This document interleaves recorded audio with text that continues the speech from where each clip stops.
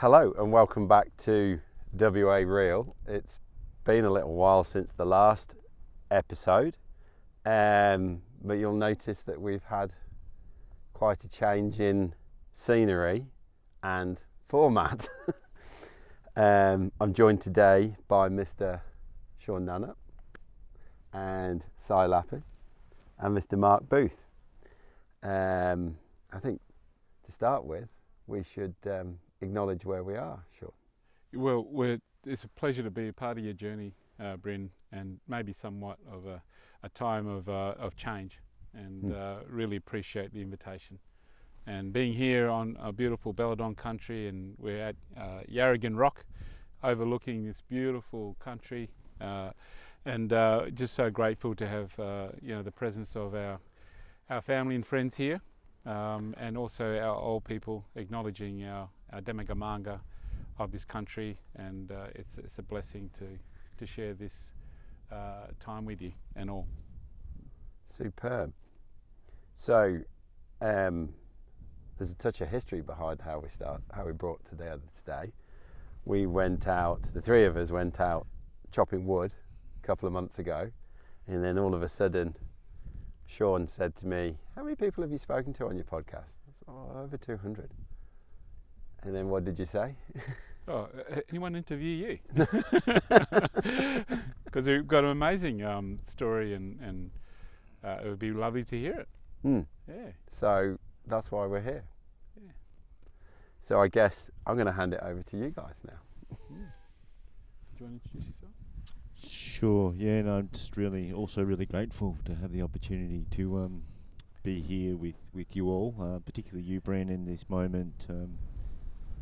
And I suppose we talked about it briefly last night around the campfire, but I think what would be great as a way maybe just to engage in the conversation is just to acknowledge the journey that you've been on from when you commenced these podcasts. That was a beginning, and to this point now is at the other end of that journey.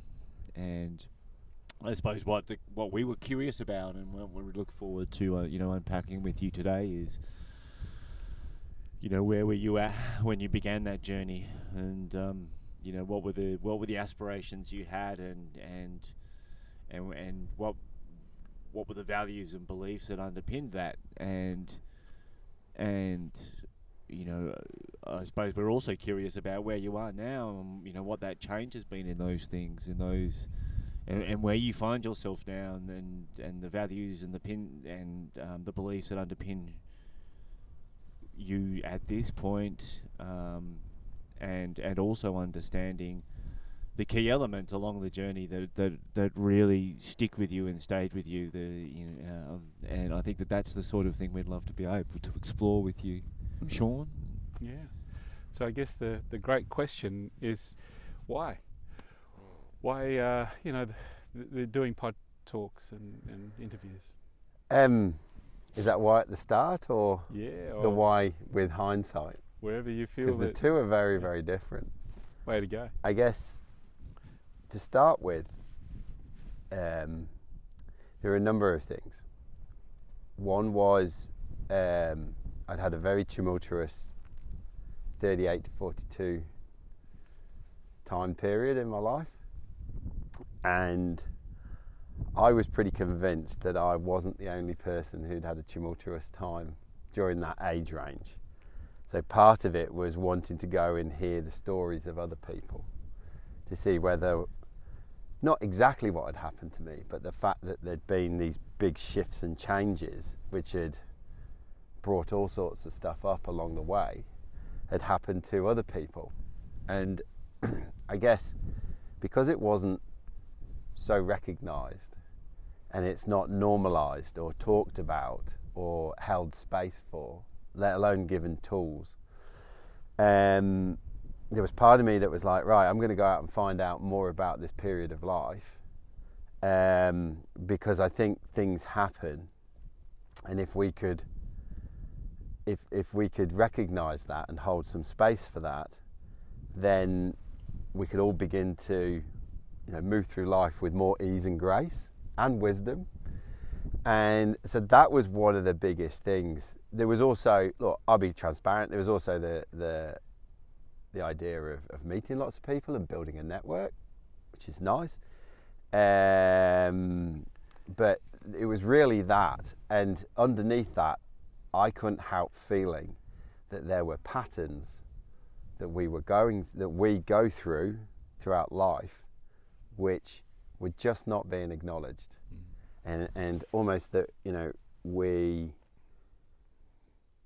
for my journey, going to school, being told, if you do well in school, then you'll go to university, and if you do well in university, then you get a good job, and then you'll do the thing, and then you'll have the house and the wife and the car, and then the kids will come, and then just be happy, it'll be perfect, And I'd been sort of on that trajectory of what I was supposed to be doing. And then, and at the time, it felt like, no, this is not what's right for Bryn. I'm supposed to be living life differently. I'm supposed to have a different partner. I'm supposed to be living a different life. And it wasn't like different because this is not what, shit. It was just, there was something from deep within me that was like, no, life's supposed to be different. And so, during that period of 38 to 42, when all sorts of destructive stuff was going on, whilst not wanting to abdicate responsibility of any of my actions, I didn't feel like it was me, the Bryn I knew, doing it. There was something deeper that was taking me into places that were destructive to destroy stuff, so out of the ashes something new could happen. And because it had been not where I was supposed to go. And so there was this greater sense of something else. There was this greater sense of a pattern, like a season or a journey or part of life that was important. And we chuck around the concept of a midlife crisis jokingly, right? But there's some truth there.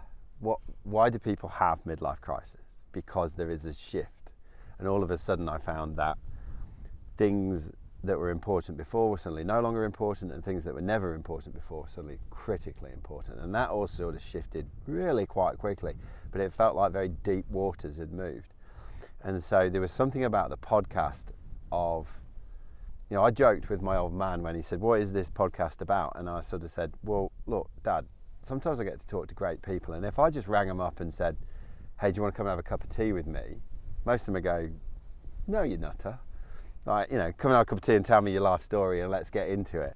But if I suddenly say, hey, would you like to come and I'll stick some microphones out and have a podcast and do it, like all of a sudden the doors open and everybody wants to talk to you, right? Like, by and large, I found out quite quickly after 20-25 episodes that most people will say yes. And there's only a few, and most of them just said, because I'm a private person. And it's like, okay, fair enough. So this gave me this incredible opportunity to sit and listen and listen and listen and listen and listen and absorb. And then suddenly go, yeah, that was a bit like me. That was a bit like me. That was a bit like me. That was a bit like me. And so, and I was making friends, new and different friends, and I was being opened up to new stuff. And so I always knew that would happen. What that looked like, I didn't know. But at its core, I remember saying to my Reiki master back in England, a lovely old lady, older than me lady, and she's a very firm lady, Sally, if she's listening to this. And I remember saying, I'm going to go out and I'm going to find out more about these patterns, and then I'm going to share these patterns with the world so we can move more easily through life. So do you believe that you have a gift?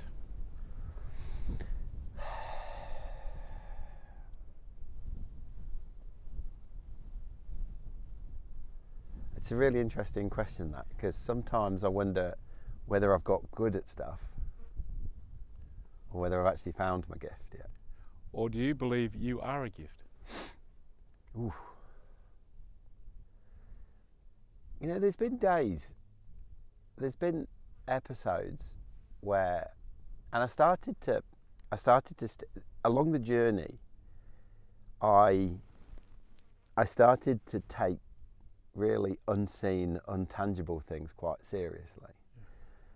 Like this concept. I mean, to use the phrase "hold space" is quite common parlance now, but 3 years ago, not you didn't really hear that phrase a lot. And yet, I could say that there was something that went on when someone sat with me, and it was almost like, right, you're in my heart sphere, you're in my body sphere, and and I just knew that if somebody came and spoke to me, that they would soften, and then they would open, and I couldn't tell you how I was doing it, but it just happened, just because it did.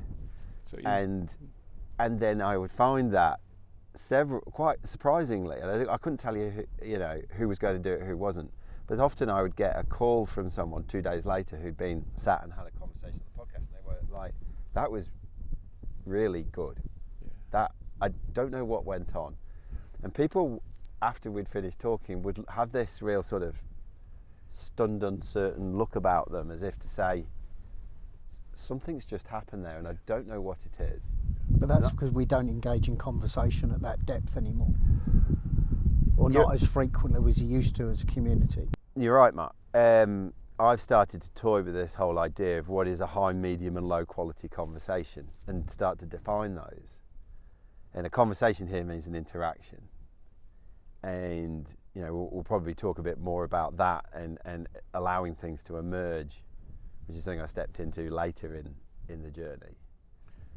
So to bring that question, or those two questions together, if I can, the reason why I asked that is being that when you may not realise it, or maybe you did, maybe subconsciously you might have built that relationship as you went around the question, are you a gift, and do you believe you have a gift? And I think you might have answered that question just as we were going. The gift to be able to give people a place to be able to share, or have an opportunity for you to bring out or orchestrate a conversation which will then bring those wisdoms, or the story that really has a gift to many people out there in life.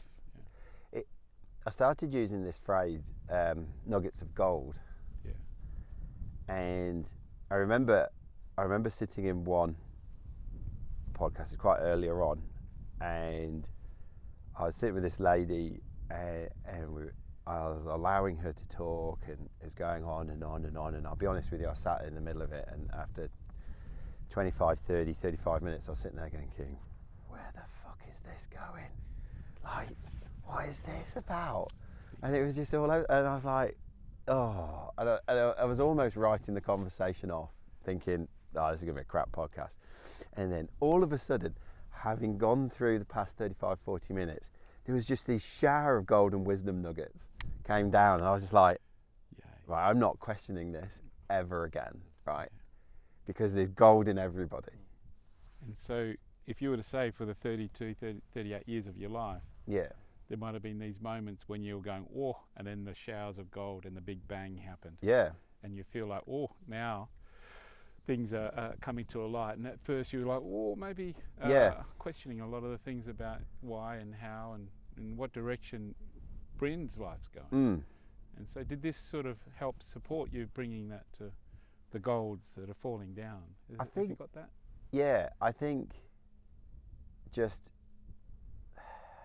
I'll use the phrase again, allowing space within myself to recognise really very subtle but powerful things that I'm able to do, which I think everybody has capacity to do subtle and powerful things, but in a world that's always like, I need to eat the most chilliest chili dog, or I need to drink the most drink, or I need the most powerful flavour or taste, or wear this bright orange so it's in your face, like we're always like full on,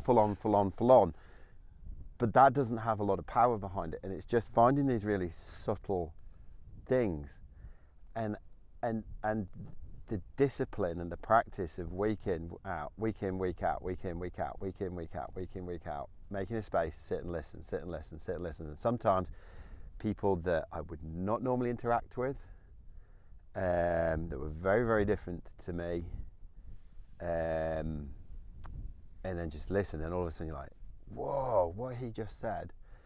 And I remember there was the first time it really, really happened, there was this lovely East German fellow who's telling me about how he grew up behind the wall, and he was one of the first people to do yoga in East Germany, and then the wall came down and all this stuff, and how he moved to Adelaide, and now he helps people. He does these weekend retreats where he makes bow and arrows and stuff.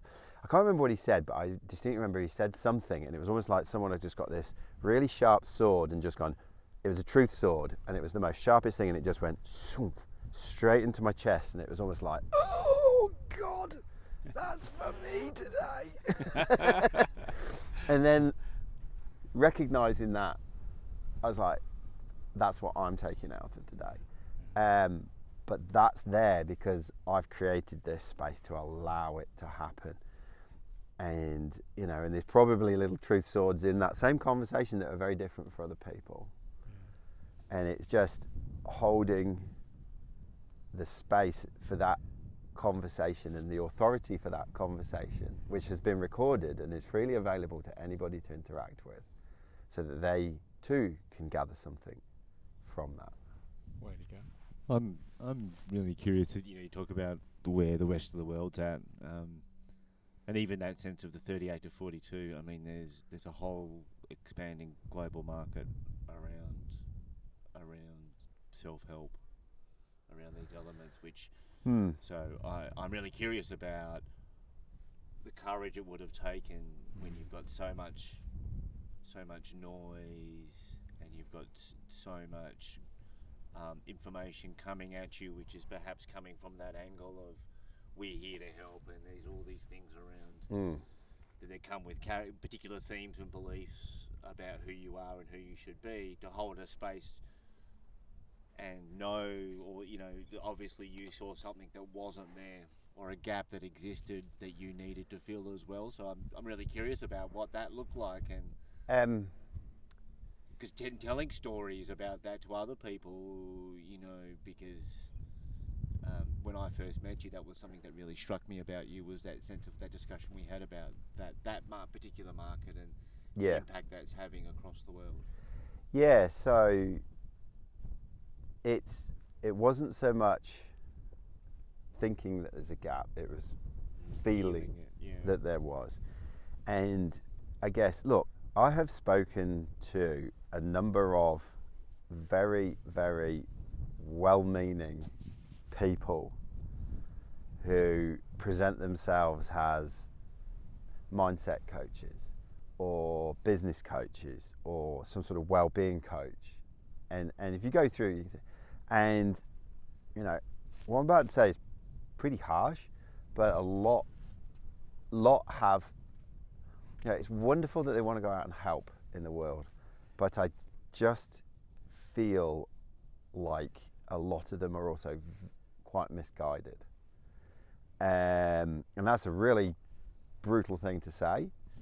But aren't we here to speak truth? Yeah. Isn't that sense of? And I think a lot of it is because it's set within it's set within an economic driven. It's formulaic. Yes. I'm going to have the Instagram account, I'm going to have the Facebook account, I'm going to be saying the thing, and we joked about it last night when Sean, when you were saying, oh well, I've spent time with the elders and they've given me the permission to share the wisdom and stuff like that, and you're like, well, you picked a few snippets up here and there and you've rebadged and commercialized it. And I think there's two interesting things in that. Is one is there's a drive in. I found that listening to the story, there's probably still a bit of residual trauma in someone's life, because there's usually a thing that's happened in their story that has meant they want to go out and help the world. And I think there's something in there around they haven't quite let that trauma go, so they don't want to see it in other people, and therefore they're trying to curtail their if they did what they said, they would be curtailing their journey. But then there's another part on the other side, which is there's a lot of people out there that are disconnected, and things are a bit funky and fucked up. They were before COVID, right? And people want help for something, and so there's this little interaction going on, and you know, we're not good at sitting with our feelings. We're not good at facing universal truths, which can be quite blunt and brutal at times. And so when somebody turns up and for, you know, $1,997 offers you an 8-week course that provides certainty that this issue, which is causing drama in your life, will be gone, fuck it, I'll have it. Yeah. I'll go, there's the money, you know, and I've fallen prey to it. And if you buy now, you get the steak knives. Oh, you get the steak knives as well. Yeah, you know, and it's formulaic, and there is a formula to it. You're absolutely right, Mark. And yeah, so, but the interesting part of the journey is that I might sit here brutally saying I think a lot of people are misguided, but at the time I went with them. I went with them on their journey. Some of them I participated in what they had to offer. Yeah. Because I wanted to see and explore, and there were kernels of truth in everything. Like nothing's been wasted. But as you come out and look at it, and you just go, "Fucking hell, I got sold there." And who sold me? Was it them or was it me to myself? And the brutal truth was me to myself. Wow. And I think, you know, that's been a key part of the journey. So having all this somewhat wisdom about in now. Could you see yourself going back in time and changing the way that you do interviews? Do you think there's moments where you would say, you know, I would have done that differently, or is it, or you're pretty happy with the way things went? I think in the odd interview, there's always this time where you're like, oh, fuck, I should have asked that. But as I look and I started to feel into this, so I'm quite a meta thinker, right? So, or that's how I resonate. I wouldn't change any of it, because in order to get, you know, I used to start the first 50, 60 episodes, you know, you look at my notes of questions which like this big, and, you know, anyone who's watched any of the early ones would see that I had this little iPad mini, I'd be scrolling through the questions and this, that, and the other. And I remember once there was a miscommunication with the time, and a guest turned up, and I hadn't prepared my notes, and they were like, right, I'm here. And I was like, fuck, we're going. And then I just went, okay, well, let's just fill into the questions. And it was brilliant. And I was like, but I couldn't have done that unless I'd done the work. And I think there's this discipline of grinding out, week in, week out, enjoying each individual conversation, but also seeing what's happening across them, not only in terms of the content, but in terms of me. And so that's been a super interesting journey of going from loads of notes to then chilling out on that. And then some people might remember that I've had a couple of conversations and interviews with 2 different ladies who are channels, and as a result of those conversations I went back to one of the ladies and said, okay, so this channeling, let's get into it. And so I spent some time with her, and, you know, and to start with, it was really interesting. I said, so, you know, if we're going to do this, am I going to end up like connecting to some, you know, weird poltergeist shit and stuff like that? And she was just like, no, you're just going to connect to, you're actually going to connect to deeper parts of yourself and spirit, and nothing more freaky than that. And so I did, and that was another thing of me actively stepping in to make space to connect on a more really soft level with myself. And then I found all of a sudden what I was doing there turned up in the podcast, and then this new level of questioning just started to come out, and I could feel, it was getting to the point where I could feel questions come up, and then they just come out, and then the guest would be like, wow. Or I'd ask questions like, I don't know what's that one's about. Yeah. And then all of a sudden that would open something up in the conversation. So So it'd be fair to say you started to trust your intuition or your Yeah. your spirit or your soul. That when Mm. this starts to flow, the person will then hopefully in some way come from that place in a conversation and bring something that I gather this was meant to serve people in the world. Is that right? It was meant. Yes. It wasn't just one thing. Right at the very start, and like, I often get people who reach out and say, "Oh, I'd like to start a podcast. Can you help me?" And the first exercise I give everybody before I even meet them for a cup of tea or anything like that is sit down. There are 3 parties here, right? I think there's a 4th, but there's 3 parties here. There is the guest, there is you, there is the listener, right? Write those 3 things down on the left-hand side of a big piece of A3 and map through the journey for each of those in terms of, and this is Bryn, the management consultant, coming out, thinking things through all the way through to an outcome. What are you going to talk about? What are you going to get out of it? How's it going to change? What you're going to do with it? Map those through. So I was very clear. I knew what I wanted out of it. I knew what I wanted my guest to get out of it. And I knew what I wanted my listener to get out of it. And so that made this virtuous little triangle. So this beautiful journey that you've been on, and hello listeners, good to see us all.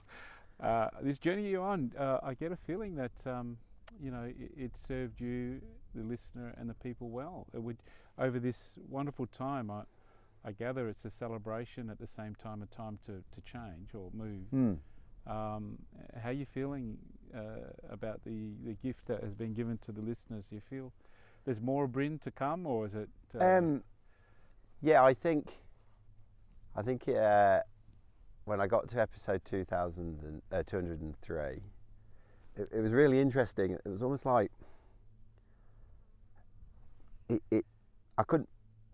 struggled to find another guest that I really wanted. Several other things came around, and I remember just sitting there at a workshop with our dear friend Rosalind, and I just sat there and went, it's time for this to stop. It's time for it to stop in its current format. I think it will continue, but in something else. Maybe not with the same weekly intensity.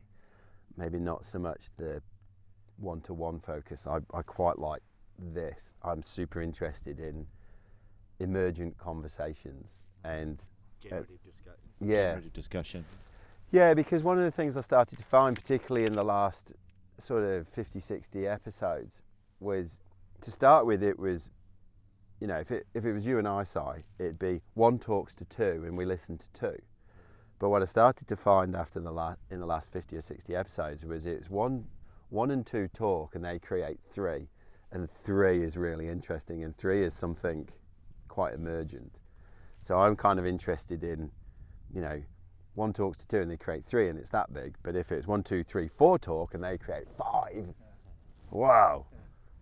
And that probably pitches into something else that's kind of close to my heart at the moment, which is that, we're faced with many challenges, whether it's environmental, societal, all of this. And I strongly believe that the solutions are well beyond the horsepower of an individual.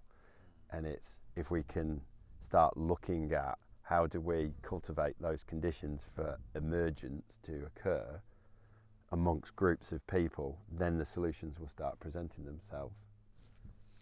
I'm really curious now at the end, as we come to this point of transformation, in another journey, and patterns is where you said it all started.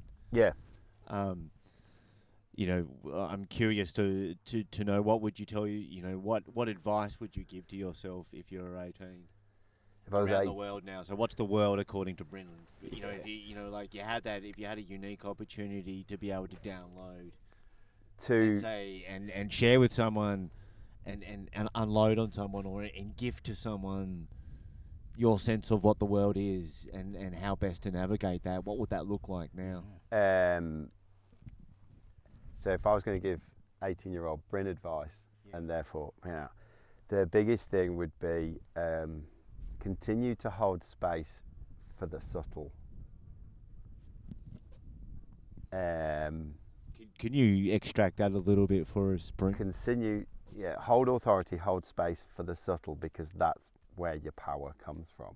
It's these really subtle aspects, sensitivities that we have about whether something feels right or doesn't feel right, whether something is right or wrong, whether you think that it could go somewhere positive, or whether this is just serving a shitty cause right now, or helping to maintain an avoidance story that you might be playing along with, you and your partner might be playing along, you and your group, you and your state, you and your country are playing along with. But it's in that subtlety where your greatest power comes from, and your greatest source of wisdom comes from. And I feel like it's always been there. It never left me. And I think that's really comforting. So if you think about that for a minute, if this source of wisdom and power is always there and it's never left me, even though there's been times when I have tried to leave it or got distracted away from it and pulled into the world and pulled into the grand narratives and the stories and stuff, it's always been there, which is such a beautiful thing to think that there's always this element that I can and could tap into any time just by simply doing this, sitting outside, going for a walk, So my advice to my 18-year-old self would be all those little things when you're sitting quietly on a bus, or you're just about to go to sleep, or when you're sitting in a traffic jam, or whether you're on holiday and you've just down-regulated for a little while, and when that little bit of voice turns up, or when that little awkward feeling turns up, just hold some space for that, because that is your compass. That's where that will serve you well. What if you're like screaming batshit crazy shit at the person in the traffic next to you? Because that's that sense of, in our world there's so much, tying into that other question around this self-help and all these other moralism around what life should be like as well. Yeah. How do we, with the people operating and living and being in this world right now, and there's so many of them which, with so much information and so much direction coming on, how do we,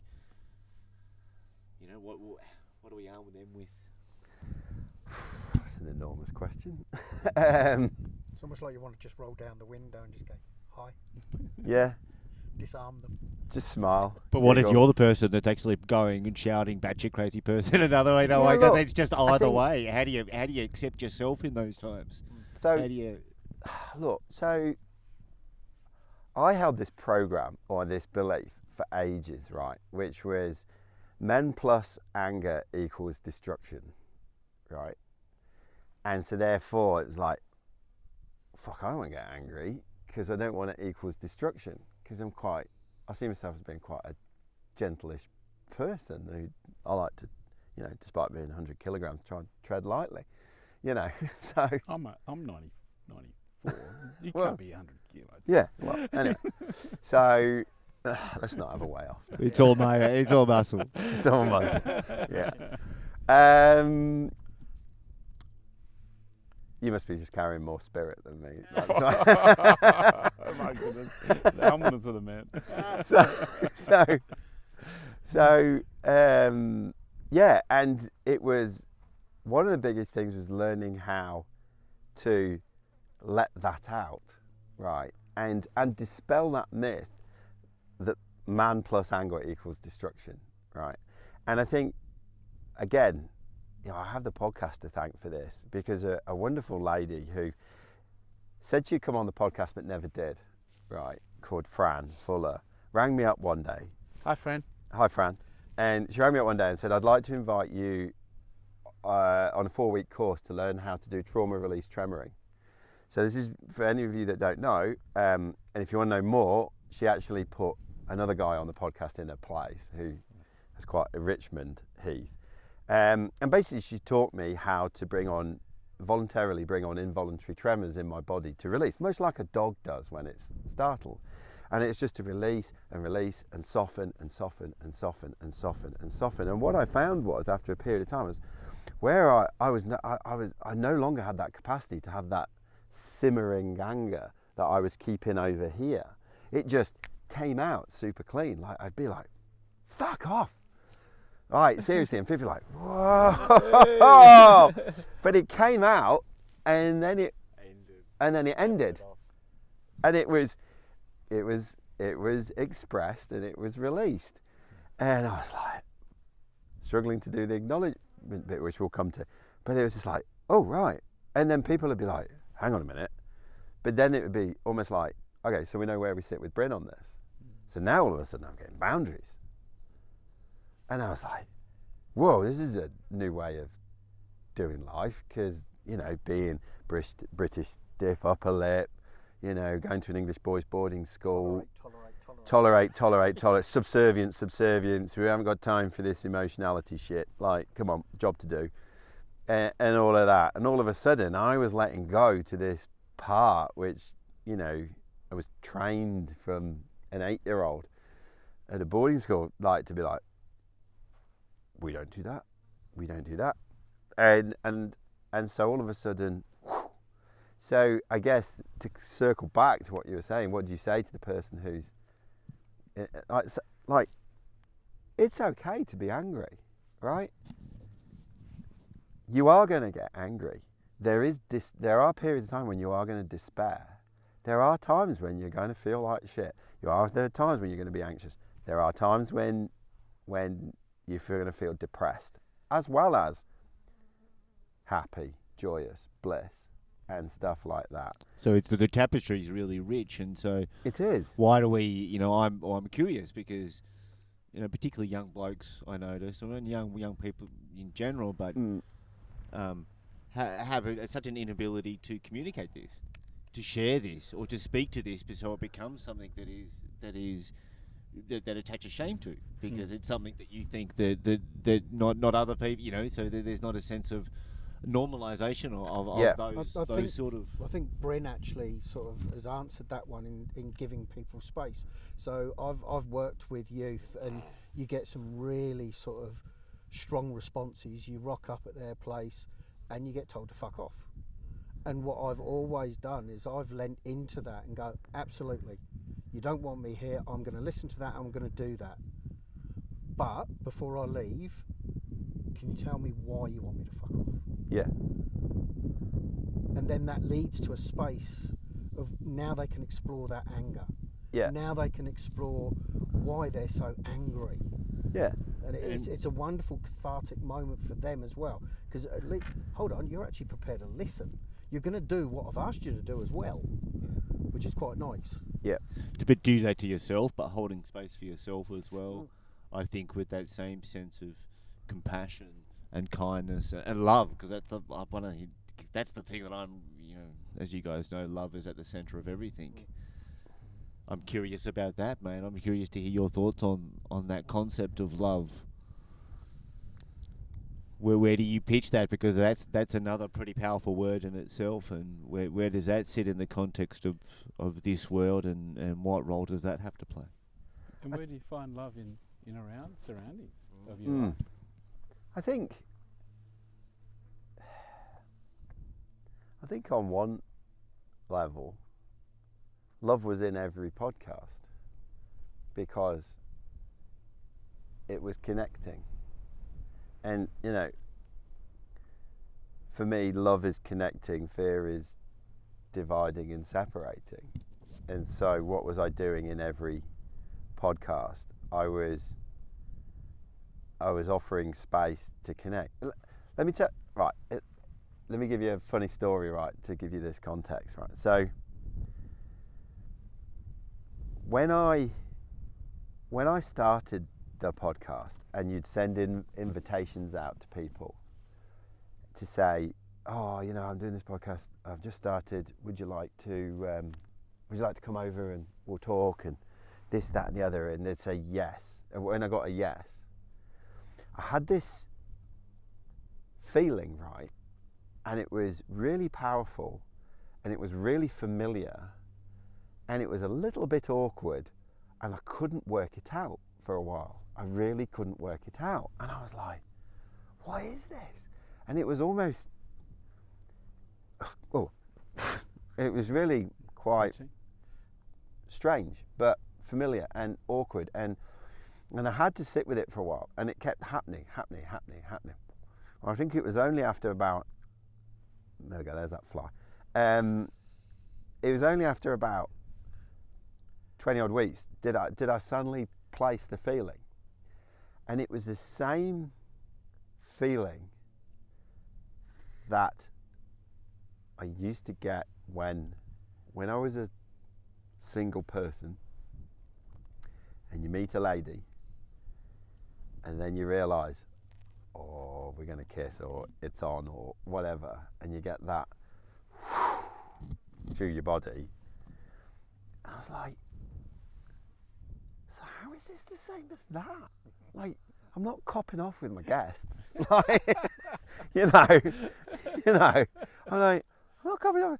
And then I peeled it back, and I realised, what is it that we all crave? We all crave that intimacy, that connection, to be seen, to see others, to allow and just express and just be yourself without all of the layers and everything on.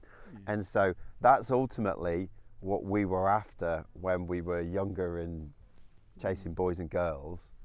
And when you knew that that was going to happen, obviously in those days it used to be more sort of physical than anything else, but that was that first sort of step into it.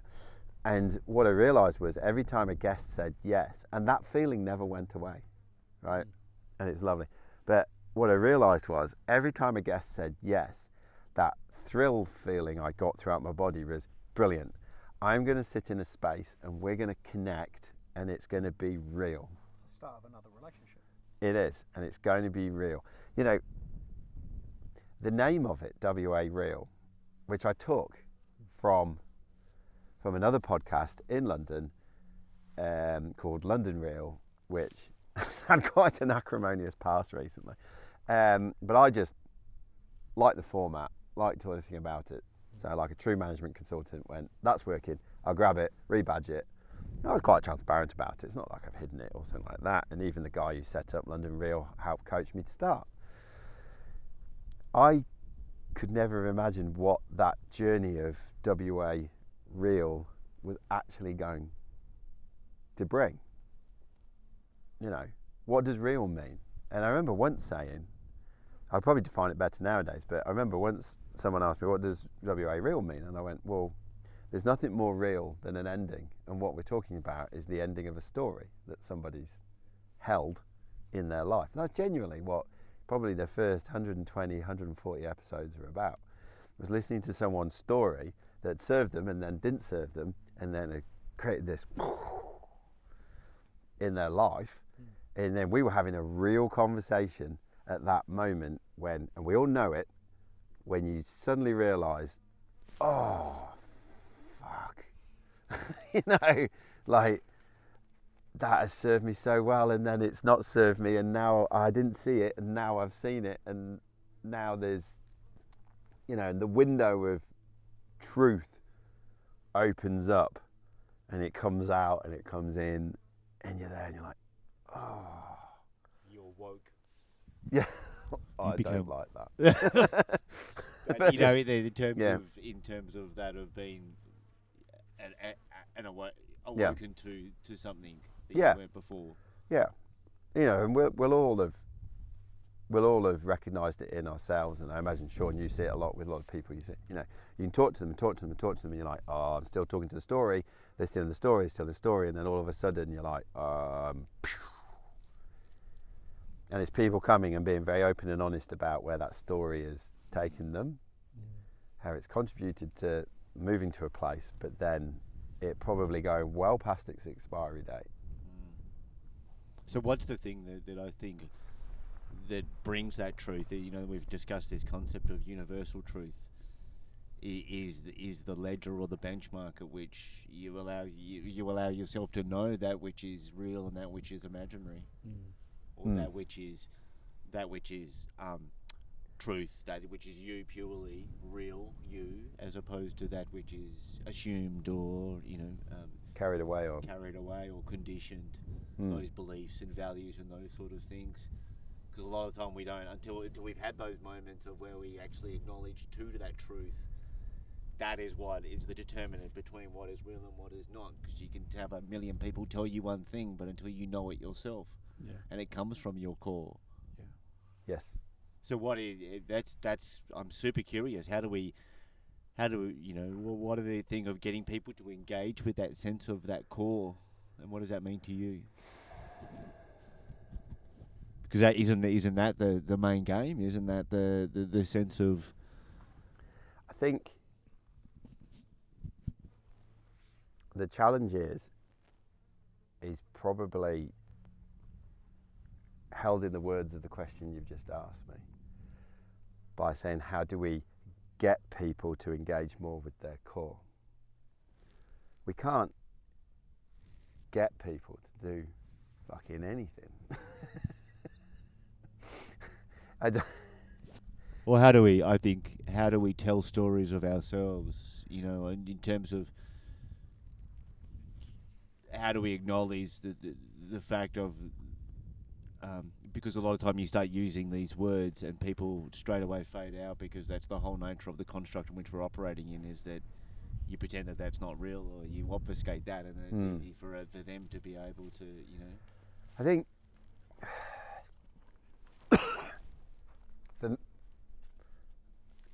let's go back to the tremoring, right?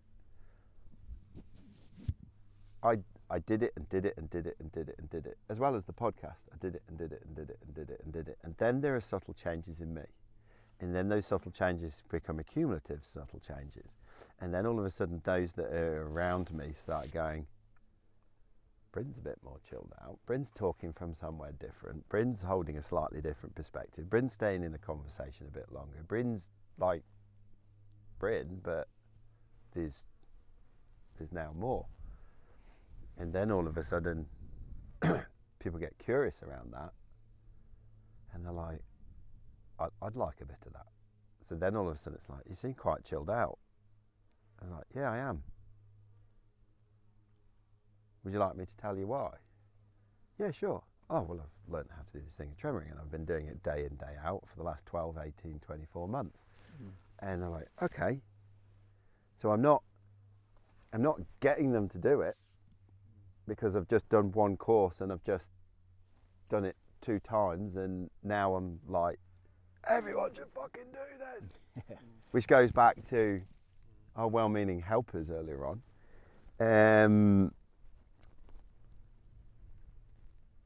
It's just a practice that's come into what I do, and then those that know you or those that meet you suddenly notice that there's something that's probably just a touch different to what they expect, subtle from everyone else, and they want to know what that is. And then once they have that reference point of there is something subtly different, now we're talking about something that's subtly different. Now we can have a really great conversation because you're there. And maybe going back to your phrases earlier, that's where the greatest power exists. Yes. Of change is in the subtlety.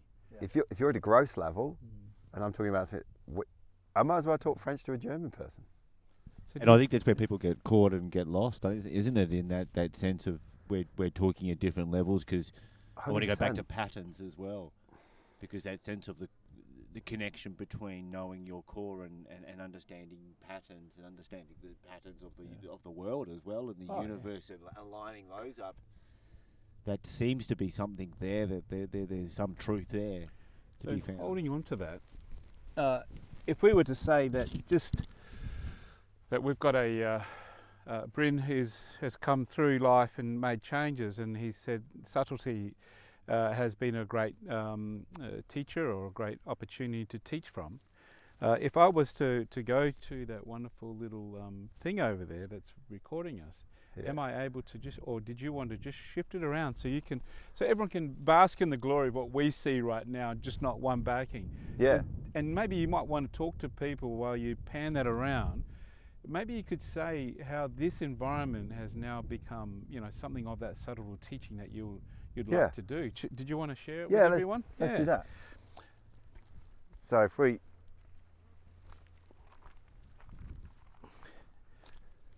we're moving this around, Or if you turn the so then people can see how amazing this view is. What does this represent for you now, Bryn? I guess for me now,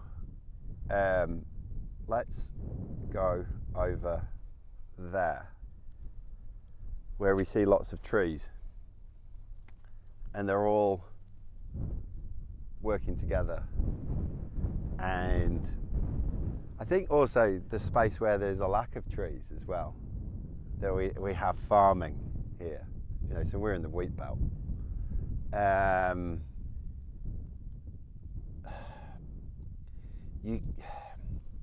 This just is a physical representation to me of how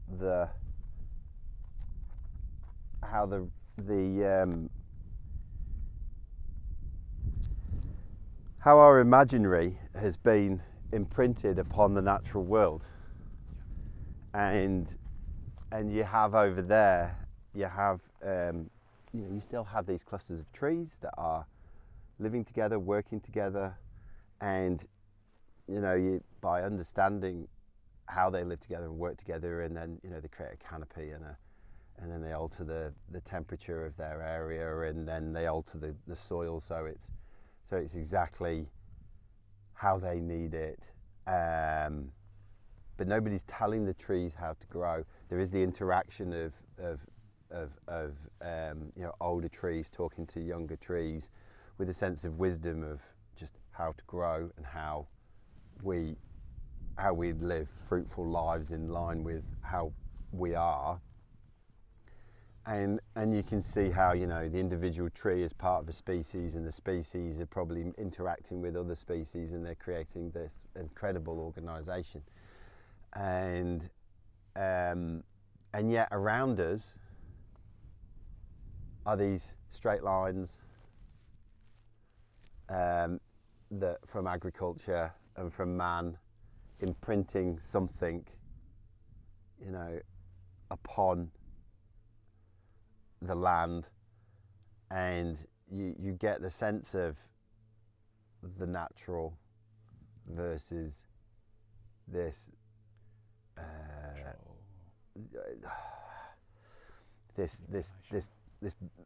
you could say, oh yeah, well it's agricultural land, so it's here to feed us and and yeah, I get that on one level, but even pursuing that has come at a cost too.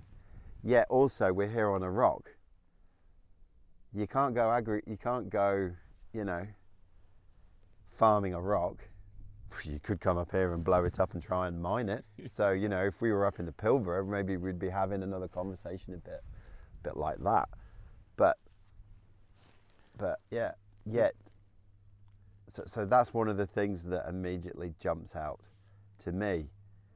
And as somebody who's also a business consultant, not because I like business, but because it's where clusters of people hang out, and that brings curiosity. I now look at a forest, and I learn more from the forest about how different individuals can come together and different species come together, and they work in a collaborative, harmonious way than I do from reading a textbook. So I think that's the practices we were trying to talk to, wasn't it? Is that it's not in terms of exploring the core, which is the truth. Yeah. Comes from perhaps things that don't seem obvious and you can't buy for $11.99 with a set of steak knives. What are those tools and practical things that you've done that allow you to do that, to be able to sense and know the subtleties enough to be able to allow them to connect? Does that come from the podcast themselves? Yeah. Because of the collective knowledge of all those episodes? Yeah, and again, allowing space for the subtlety. I've taken that out of the landscape, right? You could look at something and see something completely different. We might have learned something from the clouds, or we might have learned something from, I don't know, probably talk more about the rock structure that we're sitting on. And again, it doesn't matter, really. It's what's locked in it. So deep down, it sounds, if we use this, what you're talking about in this environment and how we got to this point in your life, through these wonderful communication talks and bringing people to the possibility of sharing a gift to the world and to those who are willing to sit and listen and hear. Do you get a feeling that the wisdom that you had so many days before and coming to the point of starting your pod talks, do you feel as though that you understood this a long time ago, and subsequently you wanted to bring people's wisdom who are working together and collaborating and go beyond all the mass energy of making money and serving the world through that sort of process, which you articulated, said, well, we need to serve food to people and so forth. So we have to have something, what we call progress in the advancement of human race. But it sounds to me that metaphor and the way that you talked about those trees feeding and looking after and having intimacy chats to each other. Yes. Do you feel like you've replicated that in your life? Yes. All through your life, not just through the pod talks? I think I've yearned for it. Yeah. I've often talked about the fact that for me, on one level, that creating the space to properly connect and share and at unseen levels was extraordinarily nourishing to me. Yeah. And so I guess now I've joked before about how it's ruined me in terms of other conversations, because it's like once you've had like the most nutritious, dense, flavoursome meal. So in other words, when you walked into a forest, when you've stood on a rock, and you've absorbed that beautiful, and you've absorbed it, and it's been really nourishing. You don't want to eat fucking Big Macs again. Nutrition light, don't have much in it. Da da da da da. My kids are going, Dad loves McDonald's. Big Mac. A Big Mac and it's metaphorical. Filet fish. It's metaphorical. So anyway, my kids get to see. But it's kind of once you've tasted that, and then it was again acknowledging that is what feeds Bryn.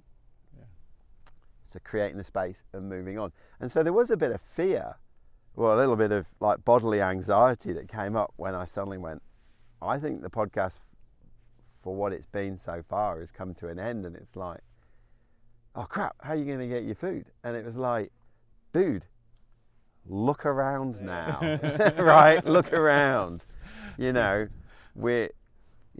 Us four are here now, and we have,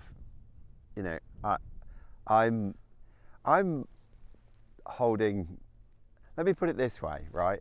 Just because I've not got a microphone and I'm recording it, don't think that I'm not having those sorts of conversations like over a 3-minute, 30-minute or 2-hour, and it's not over wherever I can get it. I just now open the door for that. And then, because there's a space, any person I find nowadays wants to come and have a decent chat. Because I think at one level we all want to have a nourishing connection. So it's not just limited to your immediate family or some friends. So going back to that core thing that was really, you're saying, oh, I've just had this thing inside that needed to be answered or to flow or to come out, Do you think after what we've just talked about, is there any confusion about your gift? Do you see yourself as a gift, and is there any confusion about what wonderful gift that you gave the world through the pod talks and through your journey of life, regardless? So I've been asking myself a similar question recently, particularly since I've been hanging out with yourself, and you talk about the gifts that we bring, and how do I put this? On one level, if you boil it down, you know, holding a space to have or prioritizing in my life quality connections with those around me, and having high quality connections and high quality conversations and sharing of ideas and feelings and beliefs with other people. And the fact that I've felt strongly about that and so gone after it and prioritized it, so it is just part of my life. It is me and who I am. Here's the thing, sometimes I wonder, is that the gift? Or sometimes I just wonder, that's just how things should be. And now I'm doing how things should be. Maybe the real gift is about to emerge. Do you see what I mean? I think it would be very easy to go, oh, you know, Bryn's got this amazing gift to talk and listen to people. And it's like, well, you know, we're social beings, right?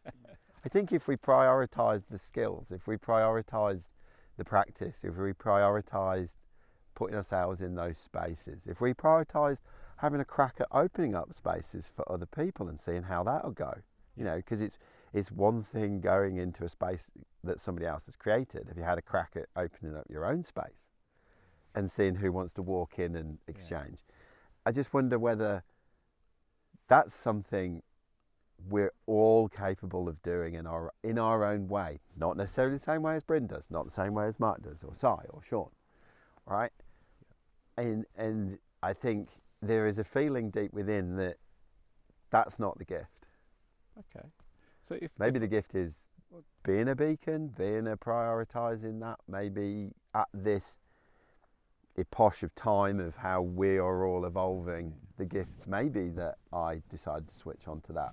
So let me get to the point and be Go on. more direct and hit straight to hopefully what the core is. It's only a yes and no answer. Yeah. All right.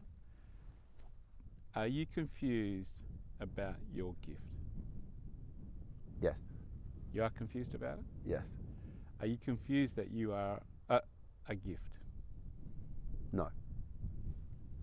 Fabulous. Because I went over to those trees and you said, you know, each tree has its intimacy and chats with each other, equally serving one another in many ways, yeah? Yeah. And so in our cultural teachings, as I've hoped I've shared in the past, we're all equal. No one above, no one below. And so if we were to, when we ask a question, do you know what a gift is? And then we sort of try to articulate, or we try to figure out how to, what are we serving? It can be quite confronting. Yes. Because we sort of somewhat elevate ourselves into a pinpoint question of saying to our innate being that we're special. And that creates that reluctance for us to acknowledge it as a gift. So that tree over there, or that tree over there, if I went up to you went up to that tree and said, you know, are you confused about what your gift is? And I gather the tree would say, well, I'm just in life, mate. Yes. And I'm just doing what I naturally would flow, because that tree's doing it naturally. We're just doing natural. Why would you ask the question? Yeah. What even do you mean? Yeah. You know what I mean? Gift. What's a gift? Oh, sorry. Yeah. Aren't we all just Yeah, in yeah. the flow of life? Yeah. And so remember when you did that painting? Yes. Yeah. Do you feel that really represents you? Yes. Yes. It's in the flow of life, and I think that's why I've always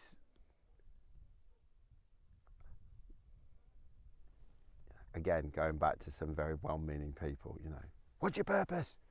You need to have a mission statement, you know. And to the point when you said, I had no problem with saying, am I a gift? Yeah. What is the gift? Yeah. I don't know. What is your purpose? What is your meaning? What is your big why? What is this? What is that? You know, and we want that because we want that level of certainty, that pinpoint. Or safety as well. Safety as well, certainty, security around that. But really, we are. You know, I did this lovely painting out of a workshop that I did with Storm recently, and it was just the waves of life in different Just colours. for those people who are watching, Bryn had a little bit of time with a good sister of ours, and there was a question that came up. Storm. And yeah, at the end of it, it was just, there was this different rainbow coloured waves, and that was the pattern of life. And in there was this little figure which represented me. And yeah, and I think, do you know, when you sit with that, it just drops off. So much anxiety drops off. So much need to be drops off. And it doesn't abdicate all responsibility, because you're still in life. You know, you need to have a rudder, you need to sail within it. You need to have ballasts. You know, you have to understand the shape of your boat. You also need to know the patterns and the flow, the way energy flows. Yeah.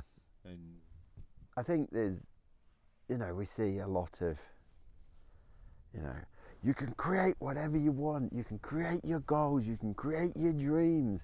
And whether that's from, you know, like hardcore business coaches, or whether it's from well-meaning new age spiritual manifestation, or however you want to come at it, it's like, you can create your own dreams. You can create, but that is within the pattern of life. I was musing the other day, my journaling has changed from writing stuff down to drawing stuff, and there are words in there, and I started quizzing with this idea of the fact that we can tell ourselves avoidance stories if we want. You know, we can tell ourselves grand narratives and stuff to make us feel better in the world and stuff, which is disconnected from the world. And then I sat back and suddenly went, why were we given that capacity? Surely there's a reason why we were given that capacity as humans, because, you know, I questioned, and we don't know the answer, but I wondered, you know, did dogs or deers or trees or something like that ever suddenly go, well, you know, I'm in the forest, but I'm not really in the forest, right? You know, right, I'd prefer I was a beaver. Don't like being a horse. Yeah, I don't like, you know, so I'm going to identify as a beaver for a while. It's like, dude, you're a horse, and that's We not laugh at it now, but yeah, really, but, you know, but so I wondered whether they actually, you know, sometimes they just sit down in a depressed heap and go, I never wanted to be this. I don't want to be here. You know, Right. So, no, we joke, right? But So isn't then that the point of some people in their own industries? They look at themselves and they go, bloody hell, I'm a beaver in a horse world. Yeah. Well, I'm out. Well, exactly. But then I actually wondered to myself, you know, and I think that's the downside of telling ourselves stories. That's the downside of giving ourselves narratives and creating avoidance and things like that. So I was flipping it around and go, well, what's the upside? And I sat with it, and all of a sudden I realised that because we can just go pause, because we can just go, hang on a minute, let's feel into this. How am I a barometer? You know, in the last sort of podcast, and it's a strong held view I have now, which is that, you know, if you take like mental health issues, sure, we all pick up trauma. Sure, we've all had a hard time. Everybody's had a hard time. Nobody gets to 25 unscathed, right? Nobody does, right? But at the same time, I can't help feeling that the rise of anxiety, depression, and suicide, and many other things, is an appropriate response to ways of doing, ways of being, systems of organisation that don't have life as their central organising principle. They have a grand narrative. And so, and so, I started to think about, well, why is it that we can tell ourselves stories? Why is it that we can do that, yet the rest of the animal kingdom or the plant kingdom don't? And then it was at that moment I suddenly realised, whoa, we create a space just to sit, consider, and be, and feel. And then the next steps are to acknowledge that we feel, then normalise and gain the tools to express that, whether it be talking, writing, dancing, painting, making music, moving in a certain way. And then once we've expressed that, then we can actually sit with, so how can we tinker with it? Yeah. Which is an incredible gift. And when, a phrase that your Uncle Noel recently introduced me to, I was like, that's how we become the carers of everything. Fantastic. That's how we become the carers of everything. Instead of the destroyers of everything. So in all its glory of your talks of the, how many did you do? 203. 203 interviews. Is there one question that you feel out of all those questions that would be the greatest one to ask you right now? What would one of those, if you were to bring all those wonderful chats, if I put you on the spot, what would be a question we could ask you now that maybe you'd wish you'd be asked personally,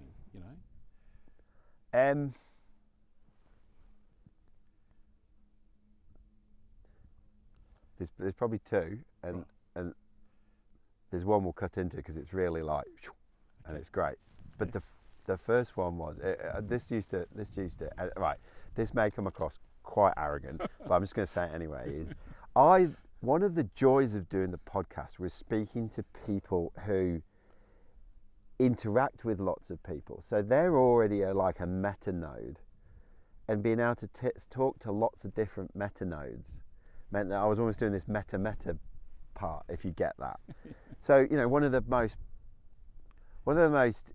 I'll give you the best example one of the questions that I was just able to ask was, I did this fantastic interview with a lovely lady who's a dream analyst, right? So she's a Jungian trained dream analyst. She's a beautiful woman, and so we're talking about dreams and this, that, the other, and and then the question I got to ask her was, so you talk to a lot of people about a lot of dreams. Yes. Are there any symbols that are turning up across the dreams? And she was like, whoa, nobody asked me that question. I only talked to a handful of people about that. And when I asked her, you could feel hairs on the back of her arms. And she was like, oh, and I was like, can you feel? Yeah, whoa. And you were like, we're talking to, I have asked a spirit question. I've asked like a massive spirit question. I couldn't go straight in on it. Yeah. We had to warm up. And there have been times when I have had the opportunity to ask those questions, and you're like, the question I am asking here is not just, I'm asking you. Yeah. I'm asking a question which between us, we're going to actually deep dive into spirit, unseen, universal truth. And so the thing that I used to find curious was a lot of people knew about my podcast, and a lot of people, whether it's they'd known me for a while or recently or even, just for a few minutes. And I always wondered why nobody asked me that question. Like, what are some of the massive patterns that you're seeing across this? And I was like, oh. And then after a while I realised, well, maybe seeing and feeling patterns is part of my gift. Maybe that's part of how I'm wired and focused. Yes. And that's one of the things that I've had to do in the last 12, 18 months is, again, and I remember I'm fortunate enough to swim at a very old ocean swimming club, the Port Beach Polar Bears. And in there is one of the former premiers, Alan Carpenter. And I said to him, can we have a cup of tea, please? This was about 12, 18 months ago. I was really shy and sheepish about it. And I was like, because I thought, well, here's a guy who is responsible for like a massive system. Yeah. And I was saying to him, like, when you were a premier, did you feel the interconnectedness of this and how it flowed and the patterns that flowed through it? And he was like, yeah, it was only after a while I started to realise that if we press on this part, that this part's going to go like that, and if we press on that, then that will come up here. And he said, but there wasn't many people who thought like that, and the patterns and he goes, it's really important, Brent. And we've had a number of really great conversations at the beach since from that. And it's like, oh, stepping into that. So, yeah. So it's interesting that you asked me, what's the one question? But the one question would be, is the one that I refined, and probably you copped it, Sean, when you came on, which was one of my closing questions, which was, and I loved it, if you could just upload a question into the collective consciousness right now, and everybody had to sit still for 5 or 10 minutes and consider that question, right, across the globe, what would that be? Wow. And so what would that be? How can you soften more today? Giddy up. That's a pretty awesome question. Fantastic. How can you soften more today? And what about those patterns with that in mind? Over the 203, where's what sits in the space between? What are the common things that sit in the space between those 203 common threads?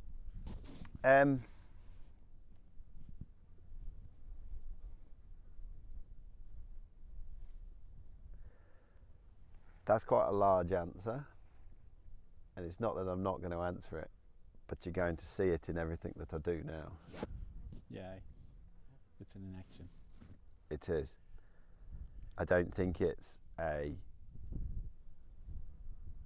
thing that I one of it's not something that I want to talk about. It's something that I want to put into action and show and demonstrate. Well, not just show. Because words are, I know I'm getting to a point in my life where I'm so fucked up with words.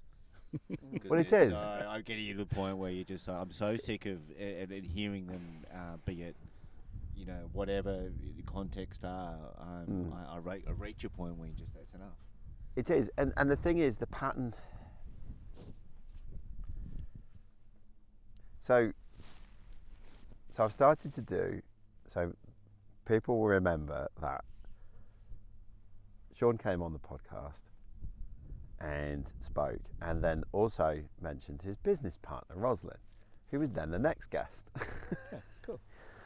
And that was all big, and that started because I was talking about patterns, and then all of a sudden she's like, oh, and then it was literally, right, I'll come tomorrow, and that podcast was brilliant.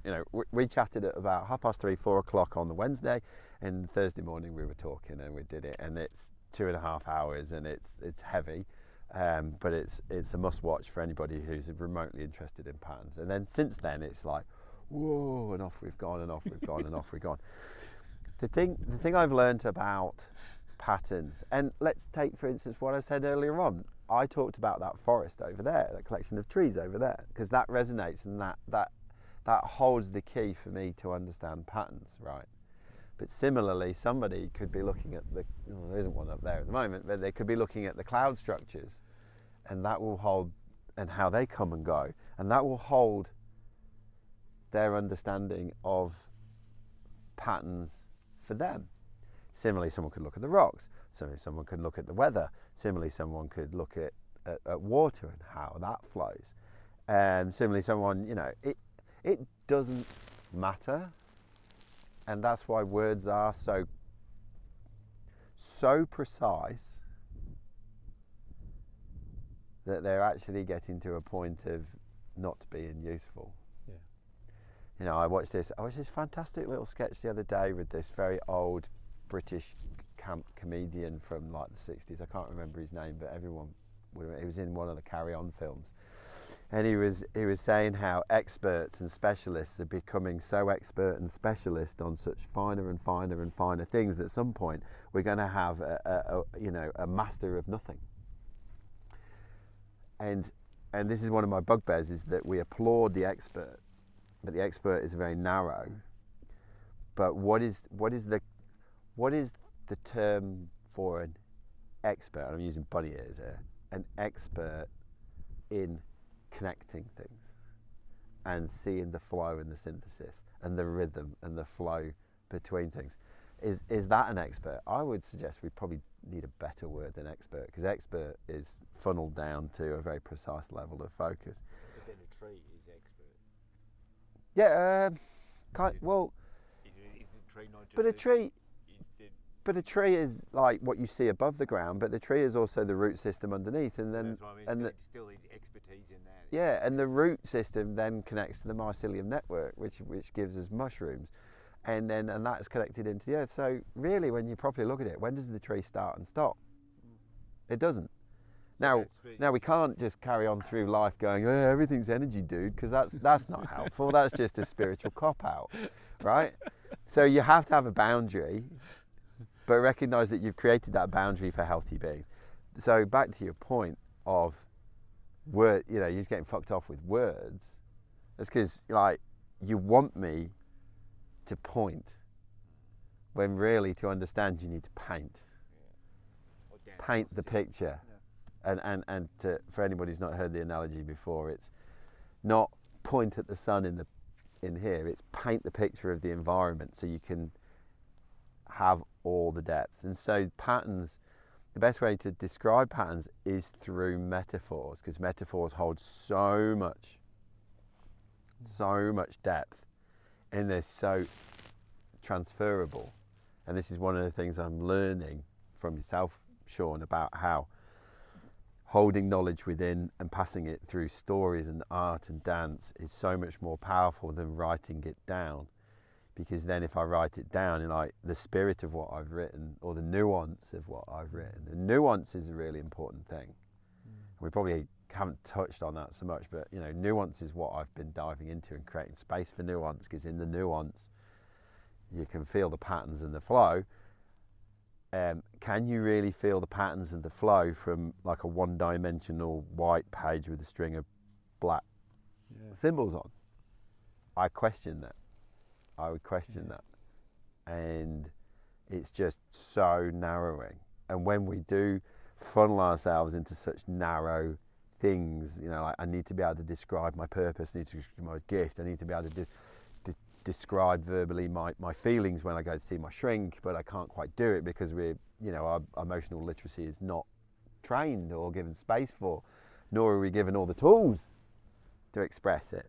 Then it's little wonder we get ourselves bundled up and fucked. So, are we sort of coming to somewhat of an end? I think so, yeah. What I'd love to do, if that's okay, because this is your final hour, so to speak, moment. I'm not dying, Sean. No. At least I hope not. No. That's why I wanted to just bring it in a little bit, if that's okay. Hey, Mob, and maybe we could finish off with you in the vision, and maybe you could just share a little bit of what you would like to say in your moment of glory to the world, and what's something that Bryn could bring to us in this moment to say, is there anything you want to leave to everybody in this beautiful time that is you've served so many people, mate? I think it's in what I said earlier on, which is, how can you soften? How can you soften today so that you can create an acknowledgeable space for who you really are and who we all are, and our rhythm and how we naturally do life. And if you were to, just for a moment, want to bring this to a close of your journey, is there anything you want to say to everyone as a thank yous, or do you want to do any sort of acknowledgements? I'm sort of hoping that you might want to do something in that line. I think, I would like to thank every single guest that's turned up. I'd like to thank every single listener. I'd like to thank Lucy for supporting me through it. I know that it's quite funny. I say this to anybody who starts a podcast. Said, don't think that all your loved ones are going to listen to all your podcasts, and it's all right that they don't.